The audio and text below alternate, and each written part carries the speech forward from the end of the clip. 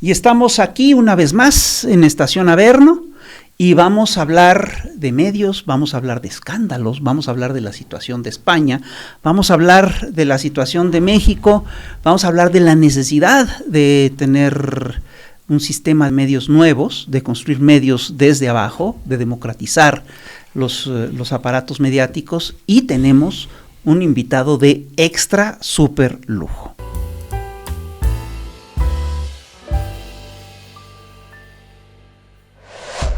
Bueno, y hoy en Estación Averno estamos realmente de manteles largos, manteles transoceánicamente largos, porque está con nosotros ni más ni menos que Pablo Iglesias, una de las voces más lúcidas de la izquierda europea, y además un dirigente social importante. Además es vicepresidente de España, ¿no? Y además un gran polemista, un extraordinario polemista. Ahorita en España hay un conflicto que es muy serio y que tiene que ver con una serie de escándalos que se han develado de un personaje público que en un momento estuvo en Podemos, pero que después traicionó a Podemos, salió de Podemos rompiendo al partido, ¿no? Vulnerando al proyecto. Fue durante mucho tiempo el niño mimado de la prensa española, era la figura más protegida, digamos, de la izquierda española, una persona que le hizo mucho daño a un movimiento social muy importante. Y estamos hablando del escándalo de Íñigo Errejón. Me llama poderosamente la atención que los grandes medios españoles están tratando ahorita de vincular los escándalos personales de Íñigo Errejón con Podemos, cosa que es verdaderamente absurda, ¿no? A ver, Pablo, ¿qué está pasando ahí con toda esta historia? Yo digo siempre, bueno, lo primero, un placer, un honor estar aquí contigo una vez más. Siempre digo que la corrupción periodística es uno de los problemas de nuestra democracia y que el porcentaje de corruptos en esa profesión es mucho más amplia que lo que la mayor parte de los periodistas están dispuestos a admitir. Y digamos, la imagen que están dando en estas últimas horas en España es repugnante. Primero, ver a supuestos periodistas que están persiguiendo por la calle al padre de Errejón o a sus familiares, como eso no es periodismo, eso es repugnante y es absolutamente indecente. Después, el hecho de que, bueno, pues todo esto se ha sabido porque ha habido una periodista que se ha demostrado como la excepción frente a la regla. Cristina Fallarás sí ha sido capaz, jugándose la cara, arriesgándose muchísimo, de abrir un espacio seguro para que las mujeres puedan sentirse seguras a la hora de denunciar una serie de situaciones, teniendo muy poquitos medios. Había muchos medios de comunicación en España que contaban con medios de sobra para haber investigado cuestiones que empezaron a salir a la luz de manera muy obvia hace más de un año, cuando hubo una denuncia de una joven en una cuenta de X, cuando hubo un comunicado de un festival alternativo de Castellón denunciando un comportamiento machista, y había muchos medios con capacidad para haber investigado que no lo hicieron y que han quedado completamente retratados. Toda su violencia mediática de estos años ha quedado retratada, y como señalabas ahora, pues digamos esos como intentos burdos de tratar de relacionar a una figura política que de alguna manera contribuyó a hacer mucho daño a Podemos, en tratar de relacionarlo. Sea como fuere, y con dolor también, dolor por las víctimas, pero dolor también por alguien con quien tuve amistad y que no consigo terminar de aceptar las cosas que leo, y ver pues el comunicado de una expareja suya que fue amiga mía también, y es como que se me revuelven las tripas. Pero a pesar de eso, esto habla de una revolución del feminismo nos atraviesa a todos, sí, claro. y que es enormemente importante, que habla de un empoderamiento femenino que, bueno, pues como el poder se ejerce y tiene consecuencias. Eso es política también. Y eso es una buena noticia y revela la enorme hipocresía de aquellos que atacaron la ley solo sí es sí, que estableció, entre otras cosas, que una mujer, aunque no haya presentado una denuncia en un juzgado o ante la policía, tiene la consideración de víctima si dice lo que están diciendo en este caso las víctimas. Que el consentimiento es el concepto fundamental para entender la violencia sexual. La clave de la violencia sexual no es, como decía una ministra del PSOE, el que haya marcas, el que haya una herida en el cuerpo, es el consentimiento, es el no quiero, el quiero parar ahora. He podido querer ayer, pero no quiero ahora y por lo tanto no quiero. Eso que implicó pues, que el presidente del gobierno dijera: mis amigos de 40 y 50 creen que el Ministerio de Igualdad va demasiado lejos, que las feministas van demasiado lejos. Bueno, eso se rompió con el beso no consentido del presidente de la Federación Española de Fútbol a Jenny Hermoso, y eso ha aparecido ahora también, y bueno, creo que es algo importante que pues de nuevo retrata a unos medios que han atacado salvajemente al feminismo y que ahora dicen: yo qué tengo que ver con esto. Y creo que eso hay que señalarlo, y que la operación de protección de las figuras políticas que servían para hacer daño a Podemos es una cuenta que tendrán que rendir los medios de comunicación y los periodistas que trabajaron en esa dinámica. Era de ellos. Además, claro. Fíjate, lo que estás diciendo es muy fuerte. Lo que está ocurriendo es que la vergüenza está cambiando de bando. Correcto. Como en el caso de Christine Pelot. Correcto. Y lo que está ocurriendo es que se está convalidando la importancia de los liderazgos de mujeres, ¿no? Como el caso de Irene, como el caso de Yone Belarra, y también se está de veras consolidando la importancia de estas legislaciones del solo sí es sí. Es algo además que no solamente tiene que ver con España, es una revolución que molesta mucho a los hombres, sí, que hace que los hombres dejemos de tener privilegios de los que hemos disfrutado, que bueno, pues implica una serie de transformaciones sociales y también, digamos, el elemento de ejercicio del poder con sus consecuencias por parte del feminismo, que creo que es algo que hay que saludar a pesar del horror que estamos viviendo. Si nunca un grupo privilegiado ha cedido sus privilegios de manera gratuita. Correcto. Pero aquí estamos hablando de que el patriarcado abarca privilegios, el privilegio de los hombres del planeta, de los señores del planeta. Eso vamos, te habla de una revolución verdaderamente profunda y vasta, y te habla de un cambio de paradigmas muy, muy importante. Bueno, fíjate, hace ratito tú estabas hablando de las campañas mediáticas, ¿no? Y ocurre una cosa muy curiosa, porque al final de cuentas el sistema de medios juega con la imagen. Es un sistema que básicamente lo que maneja, lo que vende es imagen. ¿Cómo se puede mantener? ¿Cómo pueden mantener buena imagen? ¿Sí? Periodistas que son tan sucios, periódicos que escarban en los basureros, noticieros que huelen mal, reporteros y locutores que tienen vínculos con las cloacas de la policía española. ¿Cómo crees que pueda funcionar eso? ¿Y cuánto puede durar un sistema de medios que está tan absolutamente corrompido como el que estamos viendo en todo el planeta, porque esto no solamente es monopolio ni de España, ni de Argentina, ni de México, sino que ocurre en absolutamente todo el planeta? ¿Qué va a pasar con todo eso? ¿Qué opciones tenemos con todo eso? Solamente el hecho de que estemos hablando de ello ya es un enorme avance. El decir, oiga usted, los medios son objeto de información.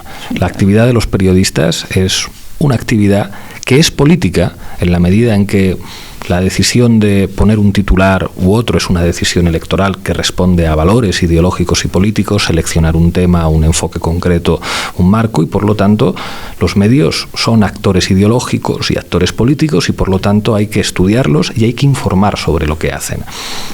Y hay que informar de su línea editorial sin que eso suponga a priori un cuestionamiento de la deontología periodística. Puede haber un medio de derechas que, reconociendo su línea editorial, diga: nosotros somos de derechas, tenemos estos valores, enfocamos de esta manera, seleccionamos estos temas, ordenamos, jerarquizamos los temas de esta forma.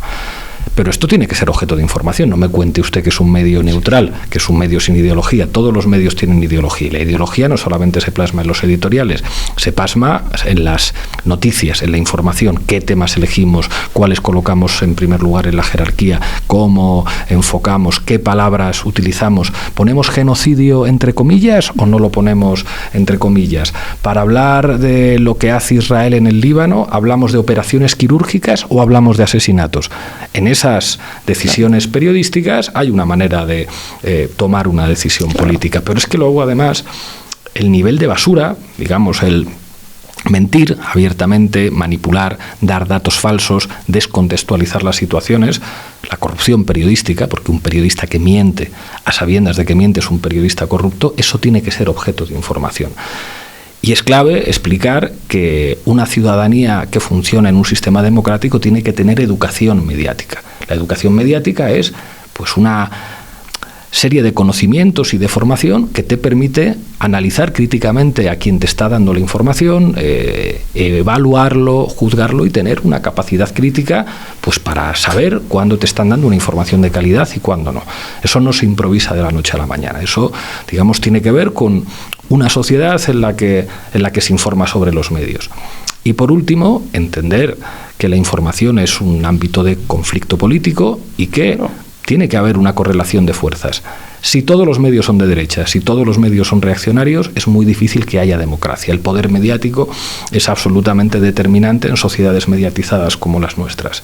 Si no democratizamos ese poder mediático, si no hay medios de izquierdas, la izquierda no tendrá opciones en última instancia de llevar a cabo sus proyectos políticos. Esto debería ser una obviedad, pero hasta hace muy poco tiempo ha habido que escuchar que no, que los medios son neutrales, que los medios son los mensajeros, que la libertad de prensa es básicamente que los millonarios puedan ser propietarios, los millonarios, los bancos, los fondos de inversión, los fondos buitre, puedan ser propietarios de las televisiones, las radios y la prensa en papel, normalizar, pues que sí, que la libertad de prensa es la libertad del dueño de la imprenta, y es como, no, eso no puede ser libertad de prensa. Y la izquierda muchas veces no ha entendido que el terreno mediático, el terreno cultural, es un terreno de combate. Claro, mira, hay quien decía que Podemos era en sus inicios un movimiento mediático. Claro. Porque ustedes tuvieron una presencia en medios muy importante, ganaban todas las discusiones, los ponían a discutir con periodistas sumamente atrasados y ustedes los barrían. Y sin embargo, lo que vemos es que no se puede ser un movimiento mediático cuando los dueños de los medios son otros, son los enemigos, son los que controlan los espacios, ¿no? Y esto es una de las cosas que estamos viendo en todo este proceso. Es decir, ¿por qué tenemos tan normalizado que todos los dueños de los grandes consorcios mediáticos son grandes empresarios? ¿Por qué no existe, por ejemplo, un gran consorcio mediático que sea propiedad de sindicatos, por ejemplo, que sea propiedad de comunidades populares, claro, o que sea propiedad incluso de un partido político? Claro. Pero, es increíble, es decir, y vamos, no es una locura lo que estoy planteando. Hubo un periódico, Le Humanité era el periódico del Partido Comunista, claro, era un diario, salía todos los días, en fin, pues sí tenemos que cambiar todo eso. Y fíjate, me gusta algo que tú planteas, es decir, necesitamos educación mediática. Pero ¿cómo podemos dar educación mediática si todos los medios lo siguen controlando los grandes empresarios? Hay que dar esa batalla desde muchos ámbitos. Desde el ámbito de las organizaciones sociales y las organizaciones políticas hay que trabajar por construir medios. Hay oportunidades tecnológicas para que gente con recursos limitados pueda hacer medios de calidad que puedan competir, pero luego cuando la izquierda tiene poder político, tiene que utilizar ese poder político para facilitar diferentes cosas. Tiene que haber medios públicos que respondan a la voluntad popular que se expresa en los parlamentos y que garanticen esa pluralidad parlamentaria, digamos, en cómo se organizan esos medios públicos y también privados. No puede ser que la gente vote en una dirección determinada y luego después lo que se expresa en los medios de comunicación no tenga nada que ver con las opciones electorales de la gente. Tiene que haber una posibilidad de medios de comunicación comunitarios, los movimientos sociales, los sindicatos, asociaciones de vecinos. Claro, hay muchos derechistas que dicen, ¿cómo? ¿Un periódico de un partido político? Es como, hombre, pues entre un partido político, un banco, una gran empresa y una energética, parece evidente quién estaría más cerca de las reivindicaciones además sociales. Existen. Por supuesto. Los partidos políticos existen y están todos los grandes periódicos cercanos están ligados a los grupos de la derecha y a grupos empresariales. Obviamente. Y luego que esa información sea de calidad.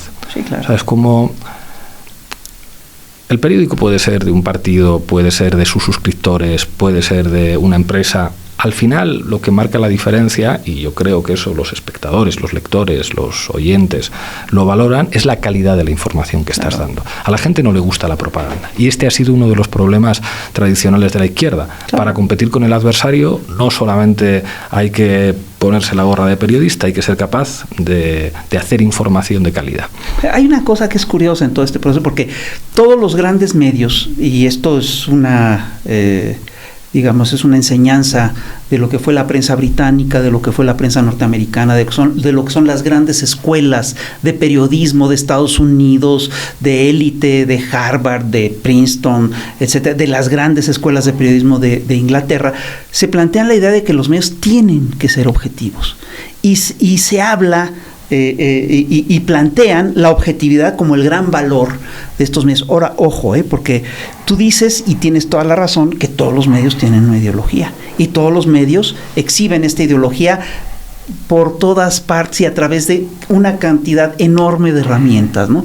Sin embargo, yo sí creo que se ha dado un debate dentro de la izquierda que es curioso, porque mucha gente dentro de la izquierda dice, no, es que la objetividad no existe. No, yo creo que la objetividad sí existe.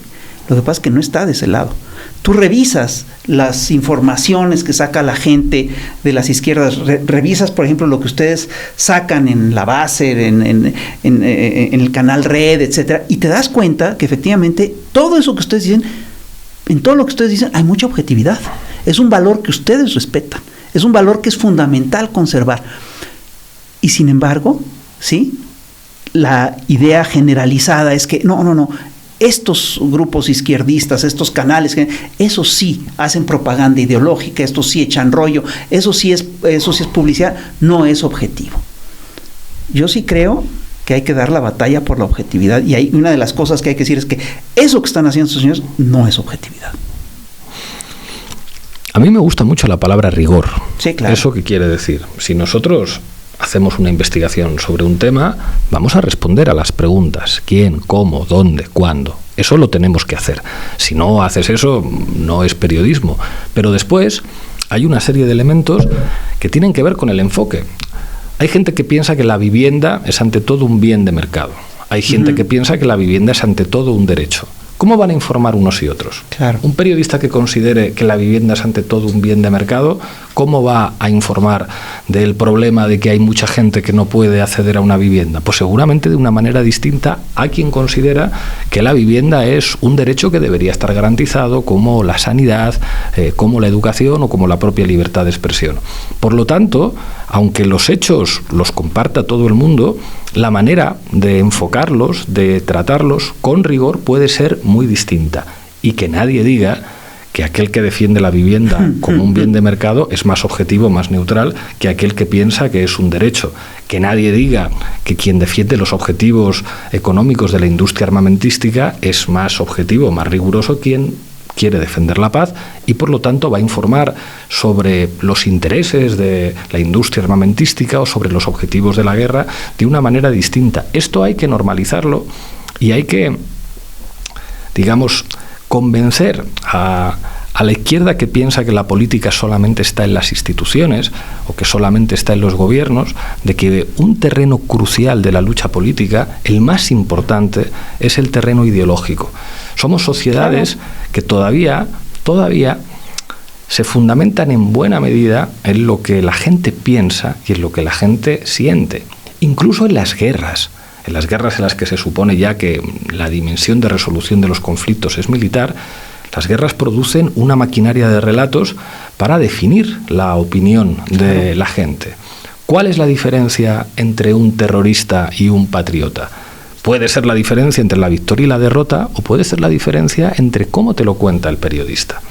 ¿Cuál es la diferencia entre un movimiento de liberación nacional que lucha porque su pueblo se pueda convertir en nación ante una opresión colonial, o el terrorista asesino que lleva a cabo atentados indiscriminados? Y podemos estar ante hechos muy parecidos. El enfoque, la manera de valorar una realidad histórica. ¿Cuál es la diferencia entre considerar a un militar un luchador por su patria o un terrorista que asesina niños? Pues el periodismo, la manera de hacer periodismo. Es un combate. Sí, los vínculos entre el periodismo y la guerra son muy viejos. Claro. No se nos puede olvidar que William Randolph Hearst fue el que propició la guerra cubano-norteamericana. No se nos puede olvidar que detrás de periódicos tan importantes como Le Monde hay consorcios armamentísticos. Claro. Es decir, esa hoja de ruta, ese mapeo, lo tenemos que hacer, y es parte de lo que tú señalas, que es la educación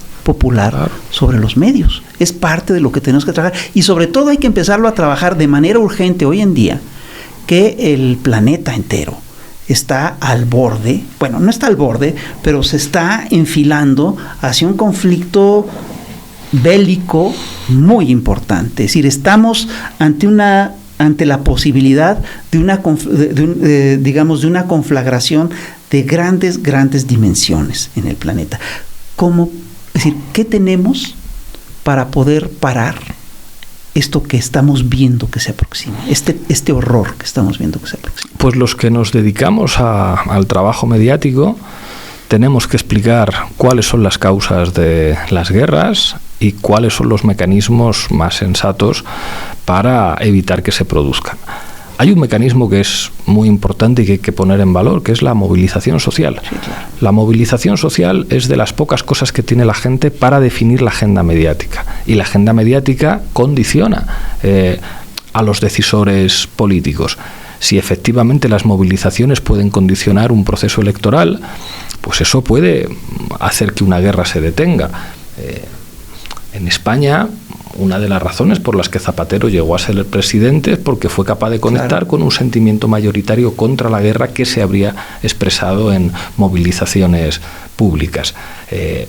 En cualquier país las movilizaciones cuentan, y luego al mismo tiempo creo que es clave explicarle a la gente cómo funciona la geopolítica, cómo los intereses son los que definen la política internacional y no tanto los valores, explicar que las vías diplomáticas siempre son preferibles, explicar que la contradicción de intereses entre China y Estados Unidos dice más para explicar la agresividad de la política exterior norteamericana que una suerte de defensa de los valores democráticos, entender qué es lo que ha significado la última reunión de los BRICS y la fractura que se está produciendo a nivel mundial, digamos, con una nueva configuración de bloques geopolíticos. Que la gente entienda eso es absolutamente crucial para que pueda tener una visión crítica de lo que le están contando y de cómo les están informando. Pero tú lo que estás platicando es muy serio, porque básicamente estás hablando de la importancia de la movilización, entonces, y sin embargo yo sí creo que una de las tareas cruciales de estos medios es desmovilizar a la población, y tiene una cantidad de herramientas para ello que son verdaderamente impresionantes. La construcción de narrativas falsas, la construcción de agendas, ¿cómo tú crees que la movilización pueda realmente vencer el poder de los medios? No en un combate sostenido. Puede conseguirlo puntualmente. Okay. El problema es creerte que eso se puede consolidar si no lleva aparejado la construcción de un poder mediático vinculado a los valores de la movilización. Pongo un ejemplo latinoamericano que me gusta mucho, que es Chile.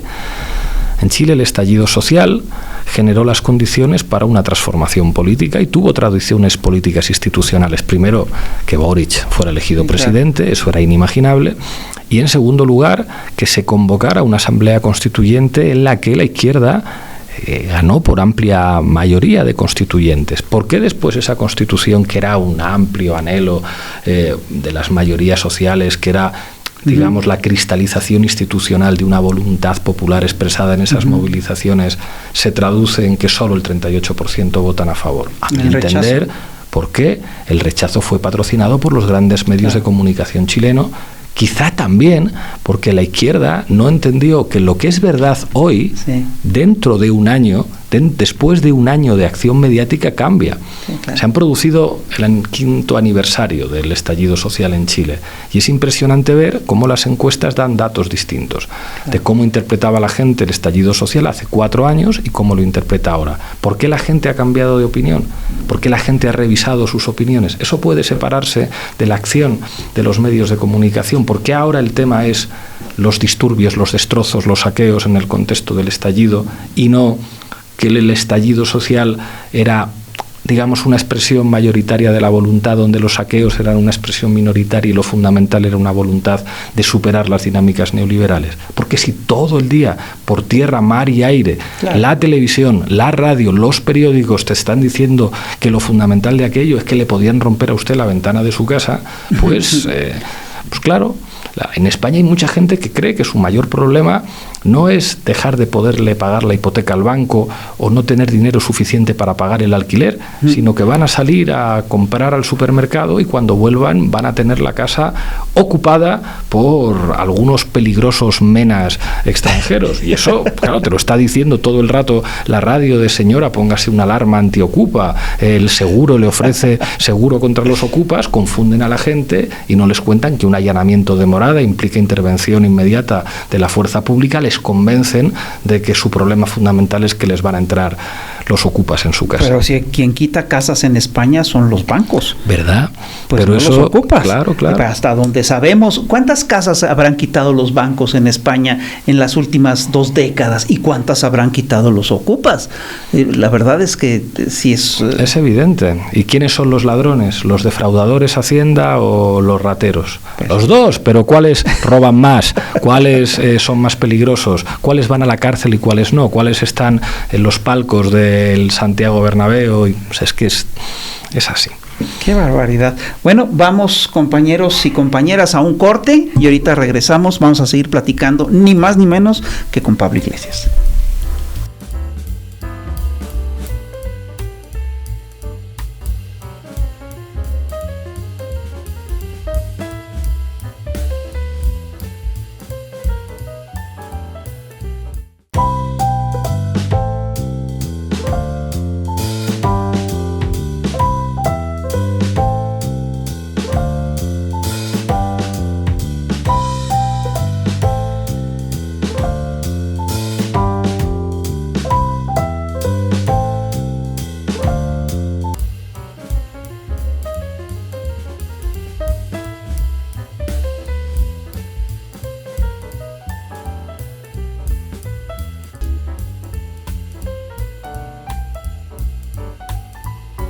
Y seguimos aquí en Estación Averno platicando con el mismísimo Pablo Iglesias.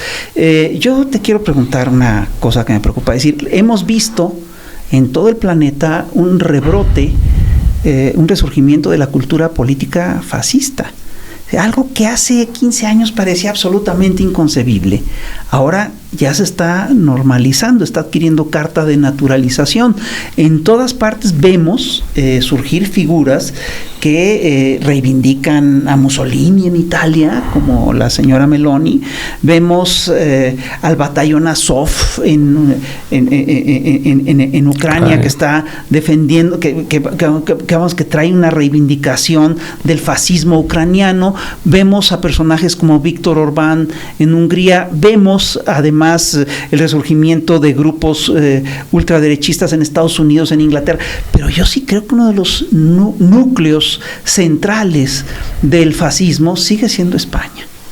Es decir, y aquí ocurre una cosa que es curiosa. Es decir, si nosotros revisamos la historia, después vemos que después de la Segunda Guerra Mundial, de las cuatro principales naciones que estaban en el eje, ¿no?, o que estaban cercanas al eje, 2 se mantuvieron. Es decir, Hirohito se mantuvo en Japón, Franco se mantuvo en España, ¿no? Y el fascismo continuó. ¿Cuál es la situación? ¿Cuál es el recorrido del fascismo en España en estas décadas? O sea, el fascismo en España tiene, en el caso de la derecha española, una serie de vínculos genealógicos evidentes. Alianza Popular, que es el partido, digamos que del que da origen al Partido Popular, es un partido fundado por 7 ministros de la dictadura, es un partido que procede de la dictadura, y Vox es una escisión del Partido Popular. Pero creo que es muy importante entender el fascismo no solamente como un fenómeno partidario, sino como un fenómeno ideológico que de alguna manera sirve para describir la radicalización de las derechas en, digamos, contextos de crisis de régimen. Que eso es lo que nos permite, además, entender el fascismo no como un fenómeno histórico exclusivamente italiano o alemán, sino como la radicalización de las derechas cuando sienten que pueden perder el poder o cuando ven una oportunidad, digamos, de empujar la situación hacia un cambio de régimen. El fascismo tiene sus particularidades en cada país, pero siempre, digamos, hay una conexión emocional con valores reaccionarios que viven en amplios sectores de la sociedad. El miedo al diferente, el miedo al extranjero, el miedo de los hombres a que las mujeres tengan más derechos, el patrioterismo agresivo, una serie de elementos que generan una movilización emocional enormemente poderosa. Y eso estamos viendo que vuelve. Donald Trump es un ejemplo, digamos, de esa movilización de las emociones que no por ser estúpidas dejan de movilizar. Cuando dice America First, sí, claro, o Make America Great Again, y le preguntaron, bueno, pero ¿cuándo fuimos mejores que ahora? ¿Puede usted señalar históricamente en qué momento realmente América era great? Y sí, claro, y la gente no sabría contestar, pero eso, digamos, aunque nos resulte ridículo, no cambia la emoción que implica el decir, volvamos a ser los mejores, o viva España, ¿cómo va a decir usted que nosotros hicimos un genocidio a los indios? No, somos españoles, fuimos allí a civilizarles con la cruz y la espada. López es un apellido español. Eso, López Obrador es español. Eso, que es impresentable, puede generar, digamos, un sentimiento de movilización si eso es correctamente azuzado por los grandes dispositivos ideológicos de nuestra época, que son los medios de comunicación. Quien sienta a un fascista en un medio de comunicación está contribuyendo a la normalización de un discurso. Por eso el otro día, cuando pusieron a Olona en TVE, que ella decía, no me mira, rata chepuda, y es como si yo tengo que mirarla, yo tengo que mirar a la presentadora y preguntarle cómo son capaces ustedes de traer esta basura aquí. Es como si yo ya sé lo que es usted y lo que representa a usted, no me genera el más mínimo interés. Pregunto a la dirección del programa cómo pueden poner a un fascista en la mesa, y por suerte creo que no lo van a hacer. El trabajo antifascista consiste básicamente en decir que todas las ideas no son legítimas en una sociedad democrática. El racismo no es legítimo, el supremacismo no es legítimo. Y eso implica también conciencia política y, de nuevo, educación mediática.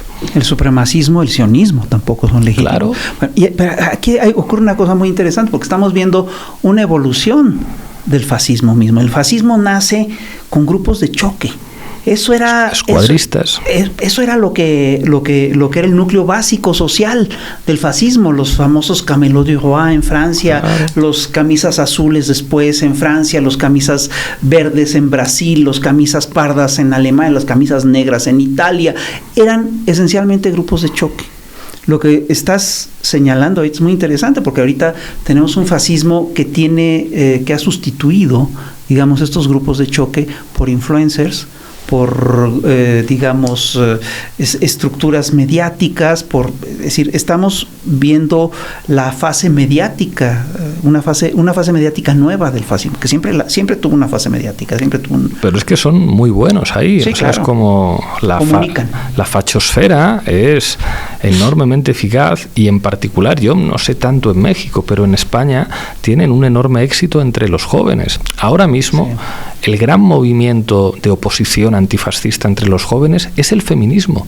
Claro. Son las mujeres jóvenes organizadas las que están, digamos, siendo la vanguardia de esa resistencia ideológica a lo que representa la proliferación de una nueva extrema derecha 2.0, enormemente machista en el sentido de la reivindicación de los valores masculinos, violenta, pero al mismo tiempo muy hábil en la utilización de los recursos mediáticos, y ese terreno de respuesta antifascista ahí es completamente crucial, y lo tienen que llevar a cabo los jóvenes. Los que tenemos una cierta edad no podemos soñar con que vayamos a ser los referentes mediáticos o que vayamos a poder conectar culturalmente con gente joven que, digamos, no han vivido su fase analógica, que han nacido ya y que son, ¿cómo se dice?, nativos digitales. Sí, claro.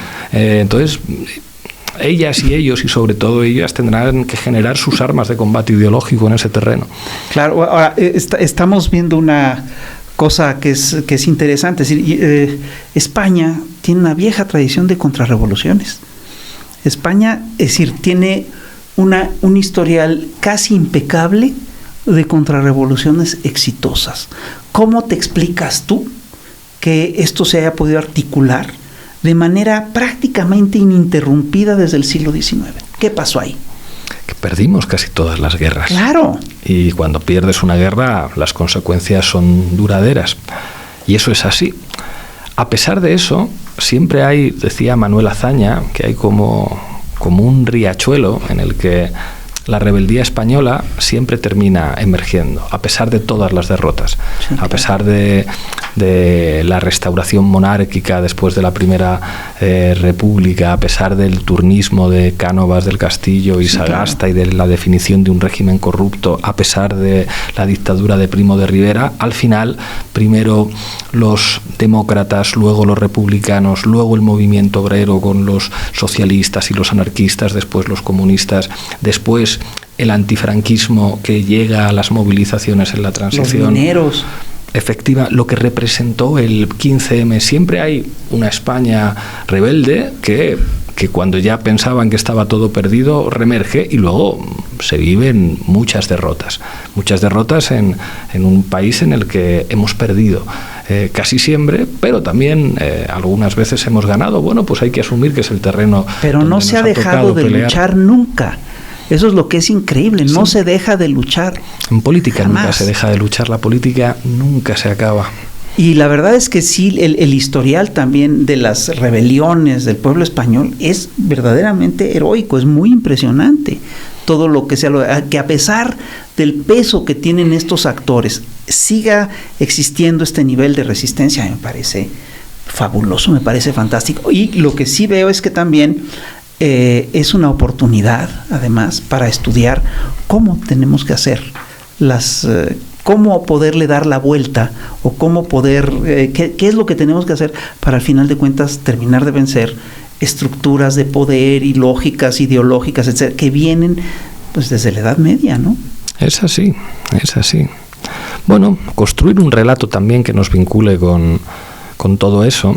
Y esta mañana me preguntaban en una entrevista en El Ciudadano por la polémica de López Obrador y Claudia Sheinbaum con la monarquía española. Claro, decía, es normal que si gobernara la derecha se alineara con la monarquía española en una defensa de la conquista, en una defensa de una vieja idea de España, que se alineara con un principio constitucional español, que es una provocación para América Latina. La Constitución dice que a la monarquía le corresponde la representación institucional de España en el extranjero, y en particular en las comunidades de nuestro entorno cultural, que es como hacemos una Constitución para meter el dedo en el ojo a nuestros hermanos latinoamericanos, diciéndoles que nos va a representar la monarquía de la que esas repúblicas se liberaron. Es decir, el nacimiento de las repúblicas en América Latina es contra la monarquía española. Y nosotros ponemos en la Constitución, pues si quiere usted relacionarse con España, aquí le traigo un señor con coronas. ¿Cómo? Que además no se va a parar si ve pasar la espada de Bolívar. Que eso fue una provocación. Claro. Eso fue una provocación. Pedro Sánchez podría haber entendido que eso era una oportunidad para construir un relato del pasado distinto, que además era común. Era como que España, al pedir perdón, estuviera haciendo un discurso que señala que sigue habiendo indígenas que son víctimas de la subalternidad. No es hablar del pasado, es hacer un discurso sobre el pasado que está vivo en el presente.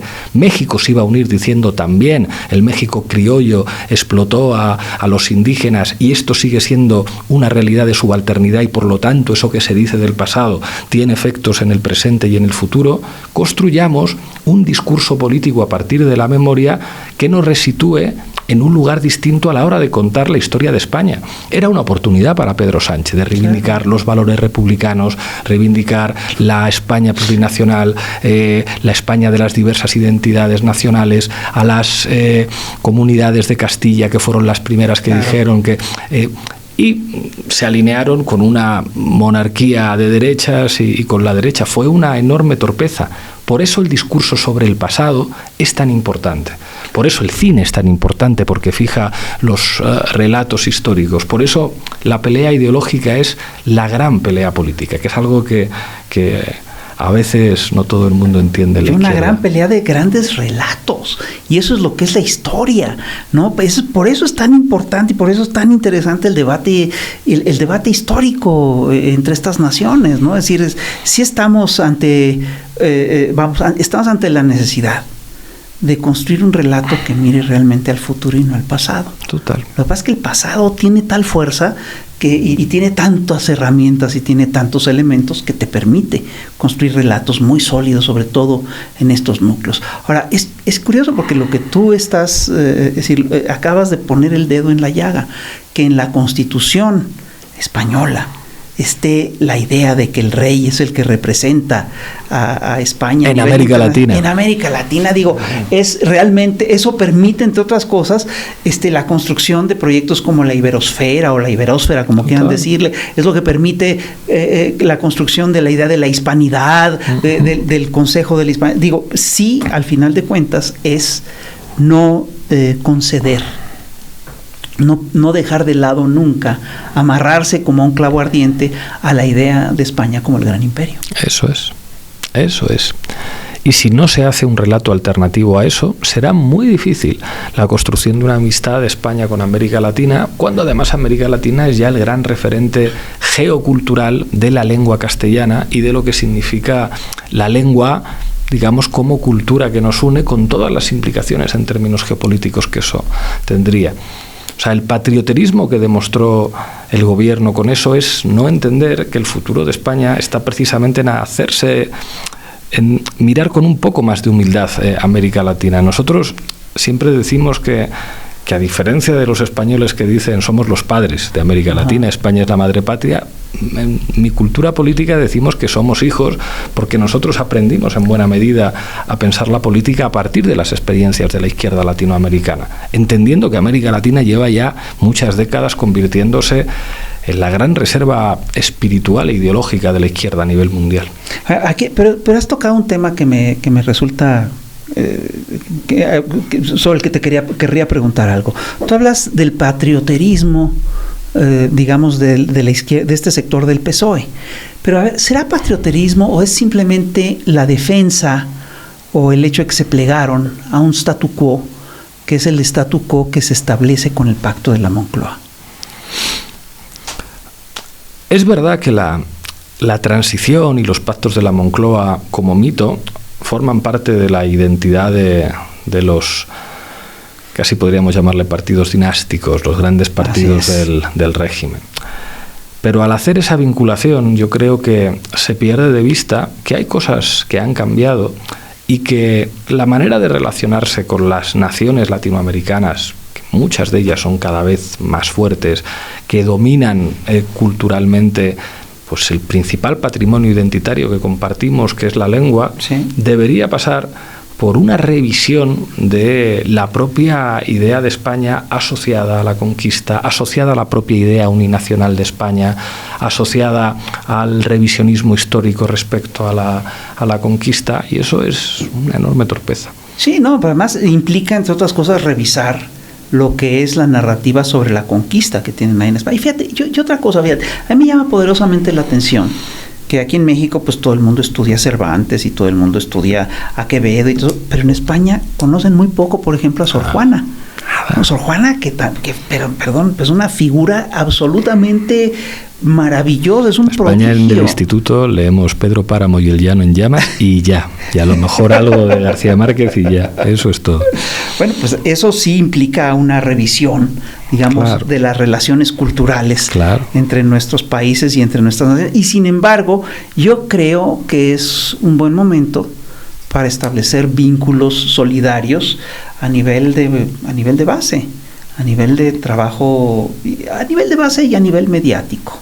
¿Ustedes tendrán algún proyecto de este tipo aquí en América Latina, en México? Por eso estoy aquí. Muy bien. Cuando hicimos la base y después Canal Red, nos sorprendió porque no lo preveíamos, la cantidad de seguidores que empezamos a tener desde el principio en América Latina en general y en particular en México. Y de hecho ya la base tiene más seguidores en México que en España, que Fíjate. Es algo impresionante. Y al mismo tiempo, la cuarta transformación yo creo que está convirtiendo a México en un espacio de referencia en muchos lugares. Entonces a mí me gustaría encontrar alianzas, gente de aquí, para que pudiéramos armar algo que pudiera funcionar aquí. O sea, yo creo que en Canal Red hemos inventado algunas cosas, algunos formatos como el de la base y alguno más que podrían funcionar si se pone gente de México a trabajarlos, y que además México se pueda convertir en un espacio irradiador para el conjunto de América Latina de nuevos espacios mediáticos que le sirvan a la izquierda para dar esa batalla, con dinamismo, con una capacidad de intervención en las redes sociales, llevando, digamos, pues una nueva cultura de lo mediático que se aleja de la televisión tradicional más grande y que tiene mucho más que ver con, digamos, con nuevas redes, nuevos espacios, diferentes nichos que se van relacionando. Y bueno, pues estoy teniendo reuniones con gente para ver si podemos armar algo. Me haría mucha ilusión, y yo creo que hay como una comunidad de seguidores de la base y de Canal Red que le gustaría ver a gente de México trabajando con nosotros en algo así, y en esas estamos. Es una buena cosa. Pero fíjate, a mí me llamó mucho la atención cada que yo veo sus programas, me llama la atención que están hechos, ahora sí con una palabra que te gusta, están hechos con rigor. Y el rigor implica, entre otras cosas, disciplina, implica, entre otras cosas, profundidad. El rigor te lleva a la profundidad. Si eres riguroso y no eres profundo, no sirve. Bueno, es decir, si eres riguroso no puedes no ser profundo. Y lo que yo he visto de veras es que sí se toman muy en serio todos estos trabajos. ¿Cuánto tiempo les toma armar estos proyectos? ¿Cómo los arman? ¿Cuántos expertos tienen detrás de todos estos programas? La base ya además la hacemos cada vez más deprisa. Normalmente decidimos o el día anterior o la mañana, a las 8:30 de la mañana más o menos, tenemos que tener decidido el tema, y a partir de ahí nos ponemos a estudiar. Yo el que menos, porque preparo el editorial y poco más, pero Ina, Zugasti, Manu Levín tienen... ¿Cuántos son? Pues algunos días hacemos el programa 3 personas y algunos días lo hacemos 4. Órale. Los lunes y los martes casi siempre somos 4, Irene Zugasti, Manu Levín, Ina Finogénova y yo, y algunos días Zugasti nos incorpora y hacemos el programa entre 3. Y más o menos le dedicamos 5 o 6 horas de trabajo a la preparación de los guiones, que incluyen las colas, que incluyen los totales, para la preparación del guión, que discutimos y hablamos entre nosotros, y a las 3 más o menos empezamos a grabar, una grabación que dura más o menos hasta las 4 de una hora. Y son unas horas de investigación en las que aprendemos mucho. Aprendemos mucho haciendo los programas, porque le dedicamos mucho tiempo de trabajo que ya somos capaces de hacer muy rápido, ya estamos como muy bien conectados entre nosotros, ya hemos logrado después de un cierto tiempo hacer que esa dinámica funcione y que incluso haya otros compañeros como Sasi Alejandre, que es de México y trabaja con nosotros en Madrid, como Víctor Redondo, como Laura Arroyo, que hacen la base Comanche los viernes y que funcionan muy bien también, porque aunque ellos sean menos conocidos, el formato funciona en sí.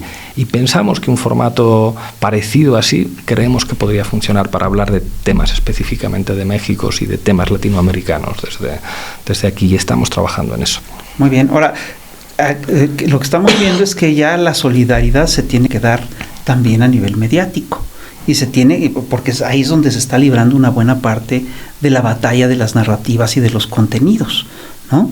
¿Qué posibilidades hay, sí, de hacer una red que funcione así en toda América Latina, por lo pronto? Es decir, primero, ¿sería necesario hacerlo? ¿Sería conveniente hacerlo? Y segundo, ¿es posible hacerlo? Yo creo que sí. Hay que conseguir recursos, que eso es fundamental. Sí, claro.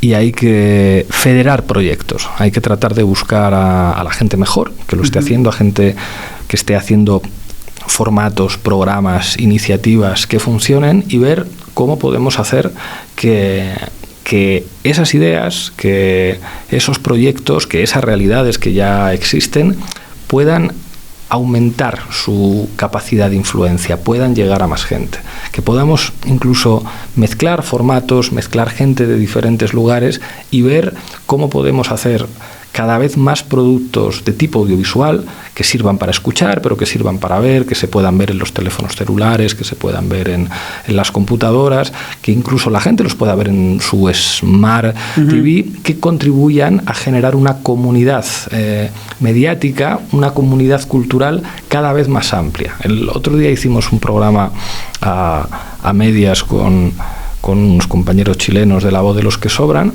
en el que hicimos juntos un análisis del 5º aniversario del estallido social, y técnicamente fue impresionante porque parecía que estábamos todos en el mismo plató, aunque estábamos en 2 platos, uno en Madrid y otro en Santiago de Chile, pero pusimos los fondos con los mismos media wall y el mismo diseño, y era impresionante que estaba funcionando. Y digamos, yo creo que hay que ir por ahí, que hace falta, por decirlo abiertamente, como una izquierda mediática cada vez más preparada para combatir las dinámicas de manipulación y de violencia de la derecha mediática. Ahora, es chistoso porque el otro día alguien me comentaba que cuando la derecha hace sus think tanks y sus escuelas y sus universidades, básicamente lo que le ofrece a los cuadros es que todos pueden ser influencers. Y no están buscando formar cuadros, están buscando formar influencers. Individualidades. El problema es que eso no nos puede colonizar. La gente de izquierdas tiene que entender que la clave para hacer política en los medios no es que se haga famosa una persona, sino pertenecer a un proyecto colectivo, en el que claro que va a haber figuras que tengan que ser conocidas y que se puedan convertir en referentes, pero no tiene sentido el individualismo en la lucha política. A mí me hace mucha gracia cuando a veces a nuestra comunidad de tuiteros les acusan, no, porque esto es una campaña organizada. Es como, pues claro que es una campaña organizada, porque somos militantes y hacemos política juntos, porque entendemos que para hacer política hay que juntarse y actuar de manera organizada, de manera cómplice, para hacer política todos juntos, una reivindicación de lo colectivo y de la pertenencia militante a un espacio que se dota de sus mecanismos de intervención. Fíjate, yo recuerdo que un día cuando la primera vez que visité Florencia, me llamó la atención lo chiquita que era Florencia. Son 10 cuadras, es una cosa muy pequeña. Entonces, bueno, ¿cómo es posible? Claro, viviendo en la Ciudad de México, cualquier ciudad os parece pequeña. Es Tacubaya, es una esquina, pues, ¿no? Claro. Pero me llamó la atención, ¿cómo puede haber florecido tanto talento aquí? Y la respuesta es muy clara. Yo sí creo que el talento se congrega, es decir, el talento surge más fácil en colectividad. Claro. Ahí lo que ocurrió es que simplemente se permitía la creatividad, se permitían todo ese tipo de cosas, y entonces floreció como nunca había florecido. Y prácticamente todas las grandes escuelas de arte, las grandes escuelas filosóficas, las grandes escuelas de arquitectura, son producto de trabajo de las colectividades. Claro. Esta idea de que se puede privatizar el pensamiento, esta idea de los think tanks, a mí me parece que es totalmente absurda. Yo sí creo que podemos empezar a concebir una colectividad informática, una colectividad mediática internacional y solidaria. ¿Por qué no la hemos trabajado antes? Vamos a ponernos a ello, nunca es tarde, si la dicha es buena. Yo creo que es una buena idea, total, ¿no? Bueno, pues yo creo que ya estamos acabando y además con una propuesta que está bonita, ¿no? Estamos acabando este programa de Estación Averno con Pablo Iglesias. No sé si quieras decir algo para cerrar, algún mensaje para Íñigo Errejón, no. Algún mensaje para alguna figura fascista de tu preferencia. Que nos tendrán siempre enfrente. Eso es marca de la casa. No les tenemos miedo y no nos vamos a rendir. Bueno, me parece padrísimo. No nos vamos a rendir tampoco aquí en Estación Averno y vamos a ver cómo nos conectamos, aunque sea en tren.